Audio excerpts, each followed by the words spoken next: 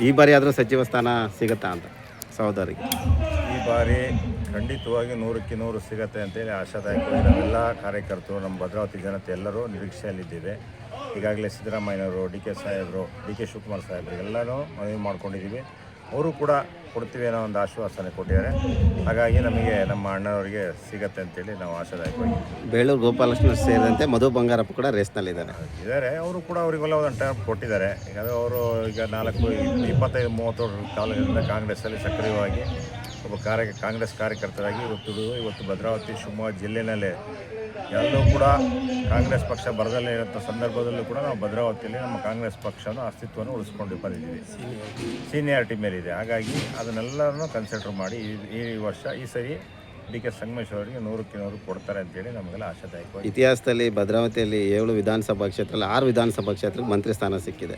ಈ ಒಂದು ಕ್ಷೇತ್ರಕ್ಕೆ ಸಿಕ್ಕಿಲ್ಲ. ಸಿಕ್ಕಿದ್ರೆ ಅದೆಲ್ಲ ನಮ್ಮ ಎಲ್ಲರ ಸೌಭಾಗ್ಯ, ಒಳ್ಳೇದಾಗತ್ತೆ ಅಂತೇಳಿ ಈ ಸರಿ ನಾವೆಲ್ಲ ಆಶಾದಾಯಕವಾಗಿ. ಹೈಕಮಾಂಡ್ ಮೇಲೆ ಏನಾದ್ರು ಒತ್ತಡ ತರ್ತಿಲ್ಲ? ಹೈಕಮಾಂಡ್ ಮೇಲೆ ಸದ್ಯಕ್ಕೆ ಎಲ್ಲರಿಗೂ ಹೇಳಿದ್ದೀವಿ. ಮಲ್ಲಿಕಾರ್ಜುನ ಸಾಹೇಬರಿಗೂ ಹೇಳಿದ್ದಾರೆ, ಮೊನ್ನೆ ಡಿ ಕೆ ಶಿವಕುಮಾರ್ ಸಾಹೇಬರಿಗೂ ಹೇಳಿದ್ದಾರೆ, ಸಿದ್ದರಾಮಯ್ಯ ಸಾಹೇಬರಿಗೂ ಹೇಳಿದ್ದಾರೆ.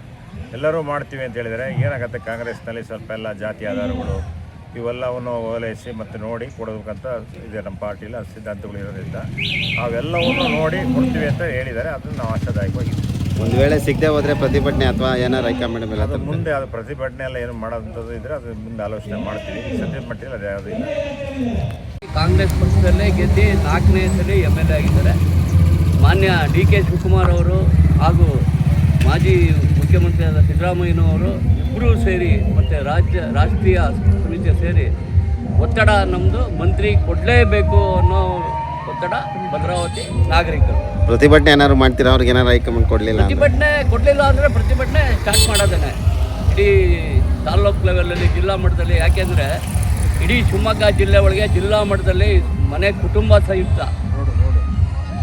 ಸಹಿತ ಸಂಗಮೇಶ್ ಮನೆ ಇರ್ಬೋದು, ಮೋಹನಣ್ಣನ ಮನೆ ಇರ್ಬೋದು, ಶಿವಕುಮಾರ್ ಮನೆ ಇರ್ಬೋದು, ಎಲ್ಲರೂ ಜಿಲ್ಲಾ ಮಟ್ಟದಲ್ಲಿ ಏನೇ ಕಾರ್ಯಕ್ರಮ ಆದರೆ ಭದ್ರಾವತಿಯರನ್ನು ಕರ್ಕೊಂಡೋಗಿ ಕಾರ್ಯಕ್ರಮ ಮಾಡೋ ಉದ್ದೇಶ ಸಂಗಮೇಶ್ ಅವ್ರದ್ದು.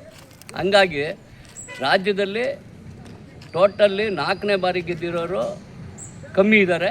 4ನೇ ಬಾರಿ ಇದು ಮತ್ತು ಅವ್ರ ಮಗ ಮುಂದಿನ ಶಾಸಕರ ಆಗೋ ಉದ್ದೇಶದಿಂದ ಇವರಿಗೆ ಈ ಬಾರಿ ಮಂತ್ರಿ ಕೊಡಲೇಬೇಕು ಅನ್ನೋ ಉದ್ದೇಶ.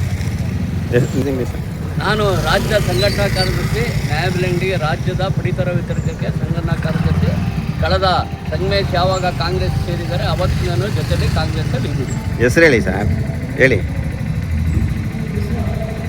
ಇದ್ದಾರೆ ಅಂತೇಳಿ ನಮ್ಮೆಲ್ಲರಿಗೂ ಗೊತ್ತಿದೆ, ನಮಗೂ ಸಹ ಗೊತ್ತಿರೋ ವಿಚಾರನೇ. ಹಾಗಾಗಿ ಈ ಬಾರಿ ಆದರೂ ಸಹಿತ ಭದ್ರಾವತಿ ತಾಲೂಕಿಗೆ ಇರುವಂಥ ಒಂದು ಅನಿಷ್ಟ ಅಂದರೆ ಯಾರು ಇದುವರೆಗೂ ಮಂತ್ರಿ ಆಗಿಲ್ಲ ಭದ್ರಾವತಿ ತಾಲೂಕಲ್ಲಿ. ಇಷ್ಟು ವರ್ಷಗಳಾದರೂ ಒಬ್ಬರು ಸಹಿತ ಮಂತ್ರಿ ಆಗಿಲ್ಲ. ಇದ್ರ ಬಗ್ಗೆ ಯಾರೂ ಗಮನ ಹರಿಸಲಿಲ್ಲ. ಈ ಬಾರಿ ಆದರೂ ನಮ್ಮ ಗೌರವಾನ್ವಿತ ಶಾಸಕರಿಗೆ 4ನೇ ಬಾರಿ ಶಾಸಕರಾಗಿ ಆಯ್ಕೆ ಆಗಿದ್ದಾರೆ. ಅನೇಕ ಜನಪರ ಕಾರ್ಯಗಳನ್ನು ಅವ್ರ ಕುಟುಂಬದವ್ರು ಮಾಡ್ತಾ ಇದ್ದಾರೆ. ಈ ಬಾರಿ ಆದರೂ ಅವರಿಗೆ ಮಂತ್ರಿ ಪದವಿಯನ್ನು ಕೊಡಲೇಬೇಕು ಅಂತೇಳಿ ನಾವು ಈ ಮೂಲಕ ಆಗ್ರಹಿಸ್ತಾ ಇದ್ದೀವಿ. ಇದರಲ್ಲೂ ನೆಗ್ಲೆಕ್ಟ್ ಮಾಡಿದ್ರೆ ಮುಂದಿನ ದಿನಗಳಲ್ಲಿ ಹೋರಾಟವನ್ನು ಮಾಡ್ತೀವಿ ಅಂತ ಹೇಳಿ ತಮ್ಮಲ್ಲಿ ತಿಳಿಸ್ತಾ, ನಾನು ನಗರಸಭಾ ನಾಮನಿರ್ದೇಶಿತ ಸದಸ್ಯನಾಗಿ ಕೆಲಸವನ್ನು ನಿರ್ವಹಿಸ್ತಾ ಇದ್ದೇನೆ. ನಾನು ವಾಗೀಶ್ ಅಂತೇಳಿ, ಅಖಿಲ ಭಾರತ ವೀರಶೈವ ಮಹಾಸಭೆಯ ಮಾಜಿ ಅಧ್ಯಕ್ಷರು. ಎಲ್ಲರಿಗೂ ನಮಸ್ಕಾರ.